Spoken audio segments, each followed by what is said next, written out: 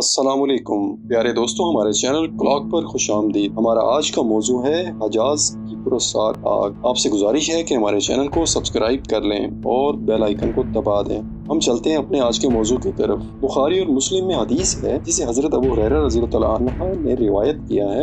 اس حدیث میں بتایا گیا ہے کہ نبی کریم صلی اللہ علیہ وآلہ وسلم نے فرمایا، قیامت اس وقت تک نہیں آئے گی یہاں تک کہ سرزمین حجاز سے ایک آگ نکلے گی جو بصرہ میں اونٹوں کی گردنیں روشن کر دے گی۔ سب سے پہلے تو دیکھتے ہیں کہ حجاز کا علاقہ ہے کہاں۔ یہ سعودی عرب کا مغربی علاقہ ہے جو بحیرہ احمر کے ساتھ واقع ہے۔ حجاز کے لغوی معنی جدا کرنے والے کے ہیں اور یہ مشرق میں نجد اور تہامہ کے علاقوں کو الگ کرتا ہے۔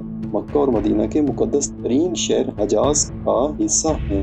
اس حدیث پاک میں بصرہ کا ذکر آیا ہے۔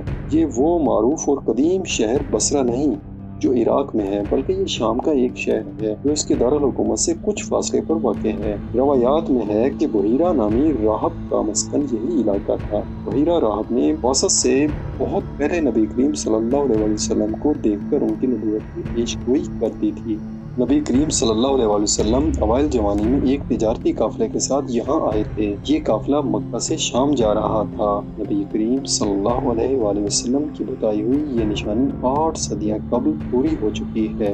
علامہ نوری کی شرح کے مطابق رسول اللہ صلی اللہ علیہ وآلہ وسلم کے اس دنیا سے پردہ فرما جانے کے قریباً 6 صدی بعد یہ آگ بھڑکی اور 3 ماہ سے کچھ دن کم بھڑکتی رہی۔ مدینہ کے نواحی میں مشرقی جانب کے ہرا سے 6 جمادی الثانی 654 ہجری کو آگ لگی اور 27 رجب تک جاری رہی۔ حدیث کے مطابق بصرہ جسے دور دراز علاقے میں دیکھی گئی جبکہ مشرق میں سورج کی روشنی 2 گنا ہو گئی تھی۔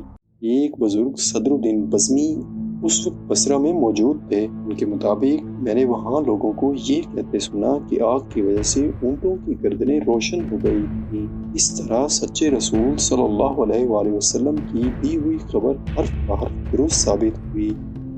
ہماری یہ اہم معلوماتی ویڈیو آپ کو اچھی لگی ہو تو ہمارے چینل کو لائک، سبسکرائب اور بیل آئیکن کو دبا دیں۔ بہت شکریہ۔ اللہ حافظ۔